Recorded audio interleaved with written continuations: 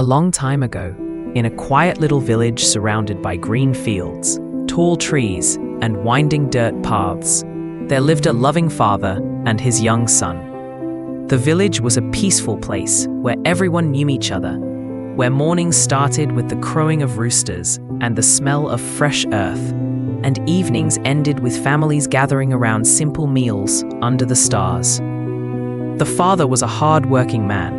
From sunrise to sunset, he toiled in the fields, plowing the soil, planting seeds, harvesting crops, and doing everything he could to provide for his family. He fixed the roof when it leaked during the rains, carried water from the village well, and always had a kind word for neighbors in need. His hands were rough from labor, but his heart was gentle and full of wisdom. But deep inside, the father carried a quiet worry. It was about his only son, a bright boy full of life and curiosity. The boy had sparkling eyes, a quick laugh, and endless energy. He could run faster than anyone in the village and tell the funniest stories to his friends. Yet there was one big problem. He was very lazy. The boy didn't like to work.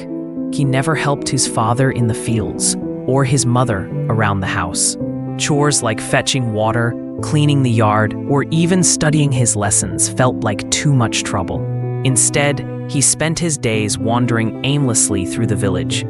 He'd chat with friends by the river, play games under the big banyan tree, chase butterflies across the meadows, watch clouds drift by while lying in the grass, or just sit daydreaming for hours. Days turned into weeks, and weeks into months, all slipping away without purpose. The father watched this with a heavy heart. He loved his son dearly and didn't want to scold him harshly, but he knew the truth.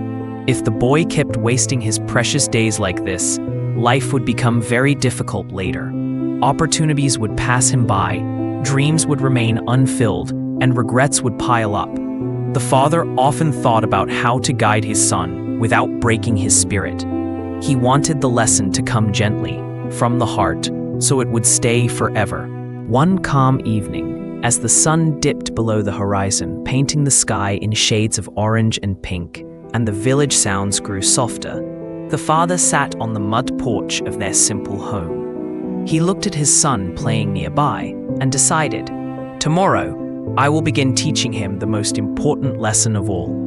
The next morning, with the air still cool and fresh, the father called his son to sit beside him inside their cozy home. Sunlight filtered through the small window, and the room smelled of freshly made rotis. "My dear son," the father said softly, his voice warm and patient, "there is an old family watch kept safely in the wooden cupboard.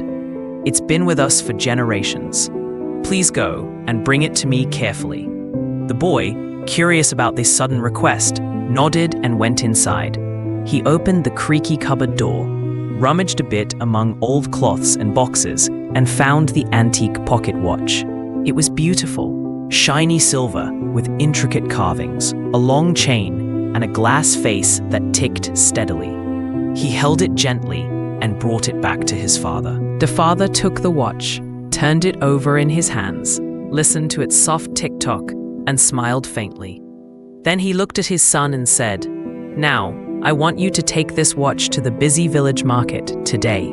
Walk around, show it to as many people as you can, vendors, shoppers, anyone, and ask them how much they think this watch is worth.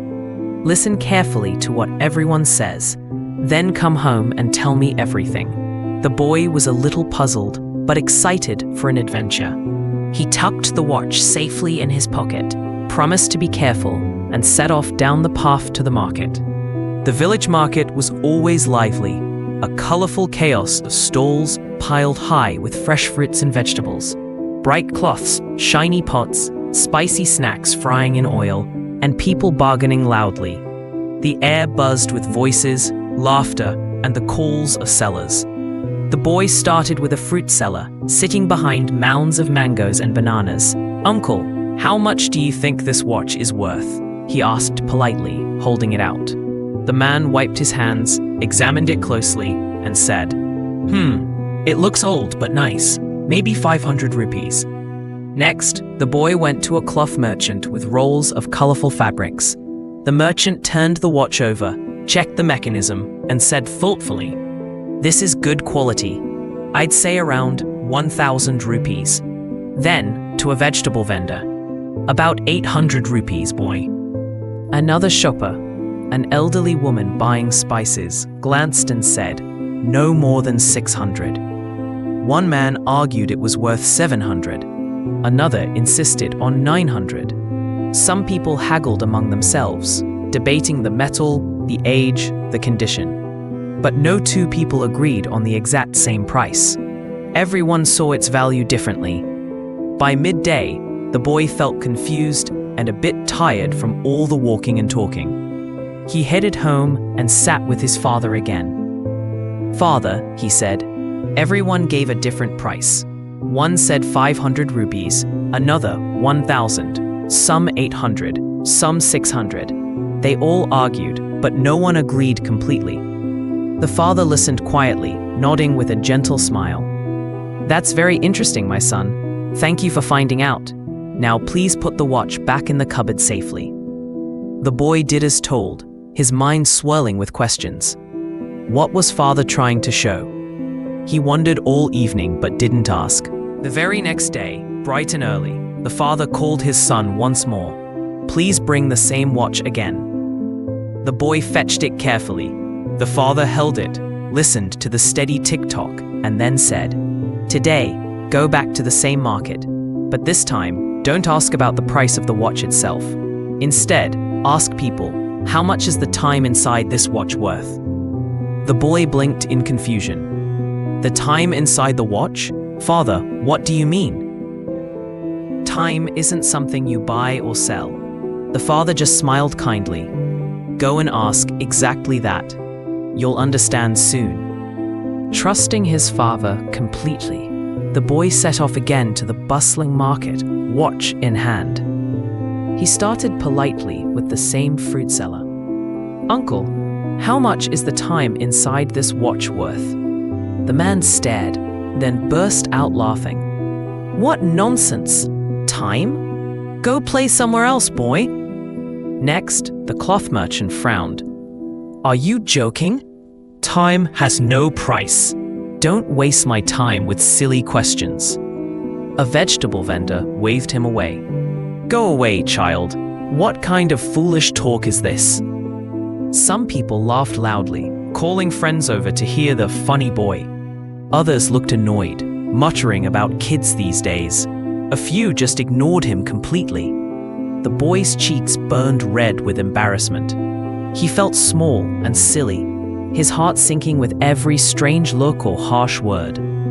He kept trying, moving from stall to stall, but no one took him seriously. Answers were mocks or dismissals.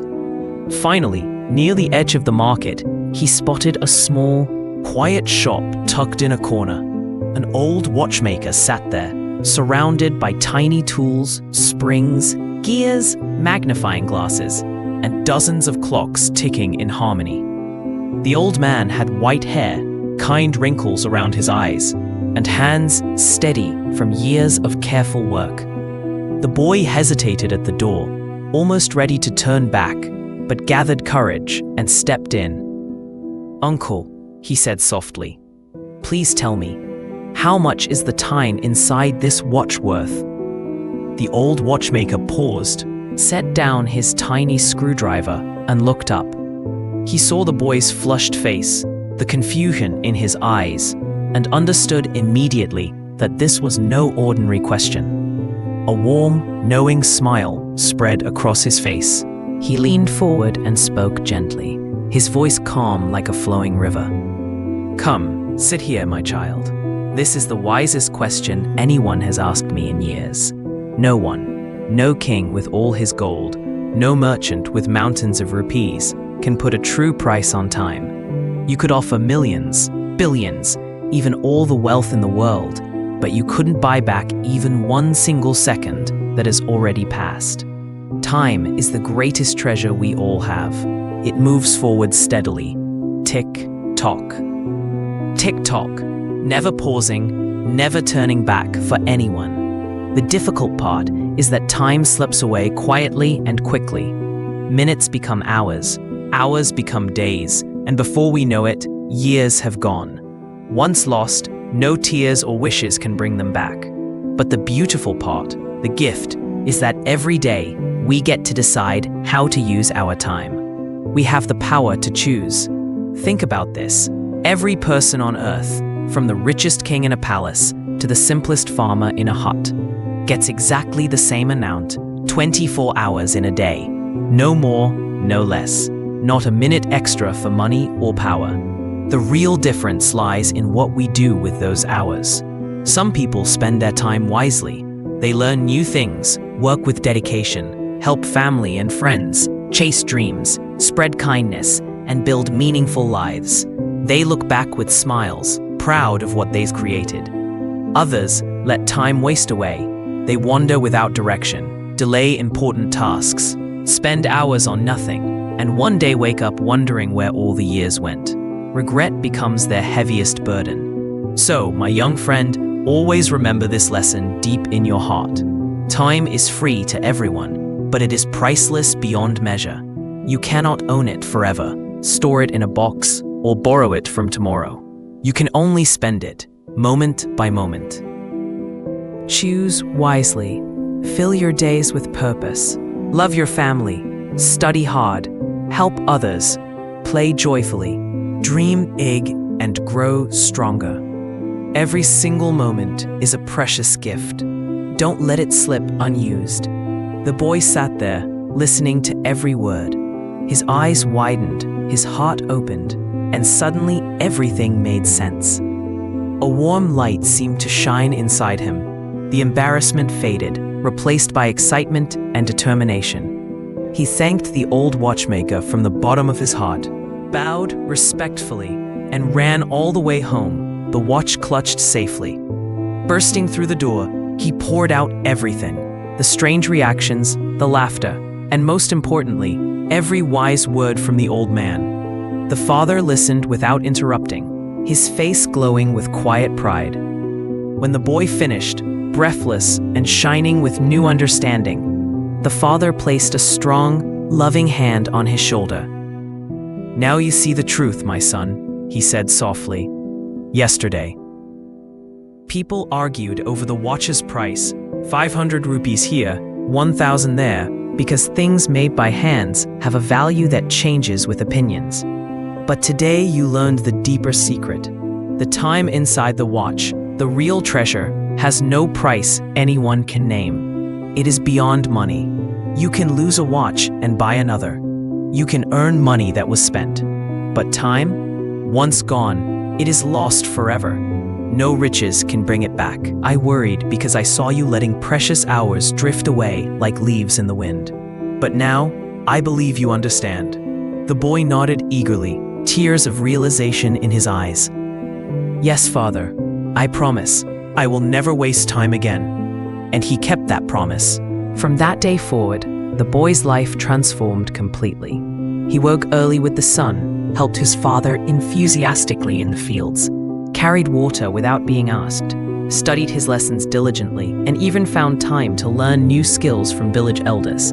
He played with friends, but always with purpose and joy, making every moment count. Years passed, and the boy grew into a strong, responsible, and successful man, respected in the village, happy in his heart, and always grateful for that simple yet profound lesson from his father and the wise old watchmaker.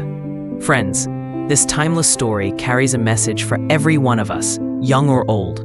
Time is the one thing we all share equally, 24 golden hours each day, no more, no less. It is completely free, yet more valuable than anything money can buy. We cannot pause it, save it, or get extra when we need it. We can only choose how to spend it. So many people chase money, things, or fame, forgetting that lost time is the real loss.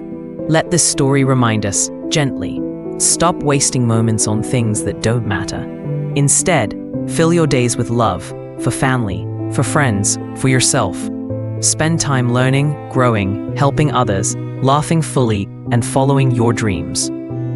Chase goals with passion. Create memories that warm your heart forever.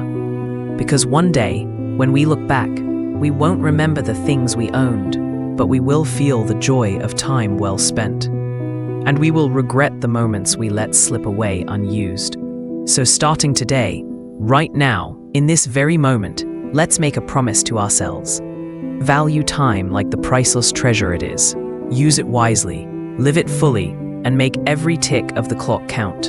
Your life will become richer, happier, and truly meaningful. Because in the end, time is all we truly have. Make it beautiful.